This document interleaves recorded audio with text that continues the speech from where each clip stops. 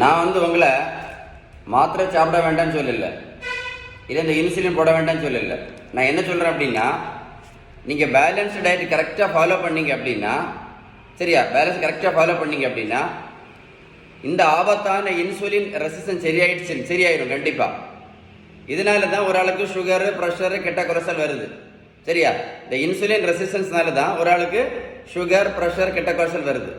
நீங்கள் இந்த இதை சரி பண்ணிட்டீங்க அப்படின்னா என்ன பண்ணணும், பேலன்ஸ் டயட் நீங்கள் கரெக்டாக ஃபாலோ பண்ணி இந்த இன்சுலின் ரெசிஸ்டன்ஸ் சரி பண்ணிட்டீங்க அப்படின்னா என்ன பண்ணலாம், சுகர் மாத்திரை, ப்ரெஷர் மாத்திரை, கொலஸ்ட்ரால் மாத்திரை மட்டும் இல்லை, இன்சுலின் கூட நிரந்தரமாக நடத்தலாம். அந்த வாய்ப்பை ஏன் மிஸ் பண்ணுறீங்க? சொன்ன புரிஞ்சா இல்லையா?